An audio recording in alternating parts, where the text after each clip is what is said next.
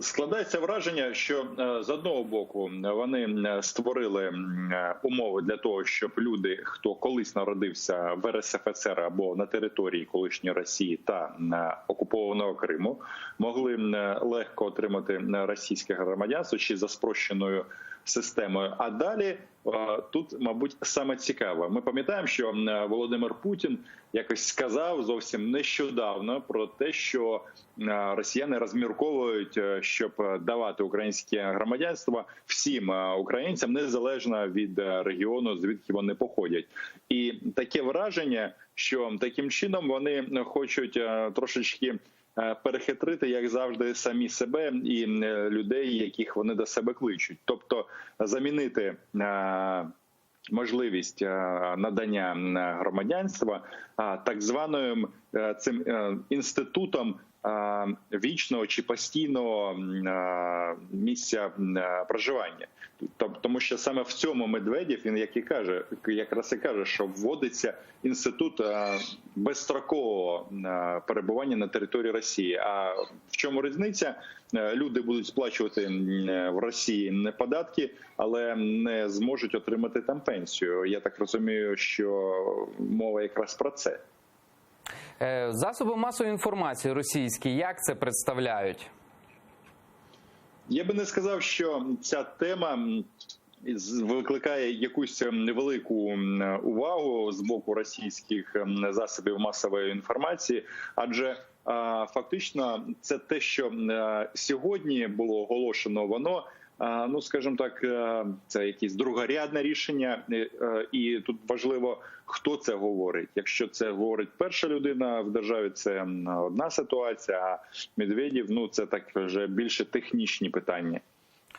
Міністр закордонних справ Павло Клімкін також заявив, що готується дієва і асиметрична відповідь на рішення Москви про видачу російських паспортів українцям на тимчасово окупованому Донбасі. Про це він написав у колонці для «Української правди». Водночас Клімкін додав, що поки не буде оприлюднювати конкретні кроки, це буде сюрприз для Росії, наголосив очільник Міністерства закордонних справ. На нову провокацію Москви ефективну відповідь ми можемо дати, тільки об'єднавши зусилля з усією міжнародною спільнотою. Саме тому я звернувся до міністрів закордонних справ держав Великої Сімки, а також Європейського Союзу та інших наших партнерів із закликом запровадити нові санкції проти Росії. І ще раз наголошу, небезпека реальна і загрожує вона не тільки Україні. Москва вже не раз здійснювала підступні маніпуляції з роздачею паспортів. Так було в Абхазії та Південній Осетії. І це закінчилося російською окупацією грузинських територій. Так було і в нашому Криму. І ось він уже 5 років як незаконно окупований. Зараз на черзі окупований Донбас, а Кремль вже озвучив наміри поширити практику диверсійної паспортизації на мешканців усіх регіонів України. Тим часом у першому кварталі 2019 року Російська Федерація надала громадянство 19 тисячам українцям. Про це йдеться в статистичних відомостях з міграційної ситуації Міністерства внутрішніх справ Росії.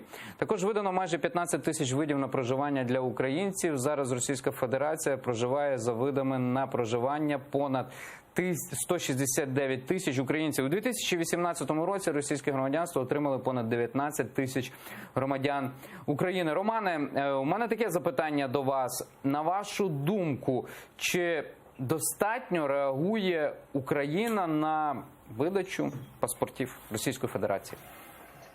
Ну, насправді, давайте будемо відвертими. У нас не так багато заходів, щоб змінити ситуацію, адже по великому рахунку різниці між окупацією Криму і Донбасу, як на мене, немає. Адже і та територія окупована російською територією, Російською Федерацією, і інша. І від того, як це оформлено в самій Росії, ситуація на землі не змінюється.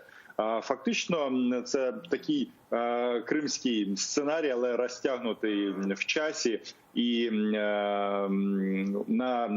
фактично змінити ситуацію чи вплинути на ситуацію на окупованих територіях ми об'єктивно не можемо. Як цьому протистояти? Мабуть, мають бути якісь чіткі законодавчі дії, не обов'язково такого карального плану, можливо, людина має бути зобов'язана повідомити про наявність другого паспорту. Наприклад, в самій Росії діє норма, що якщо людина має друге громадянство, вона зобов'язана проінформувати органи Міністерства внутрішніх справ. Тобто варіантів багато, як це врегулювати з точки зору закону, а тут треба вже дивитися, на що будуть здатні наші законотворці.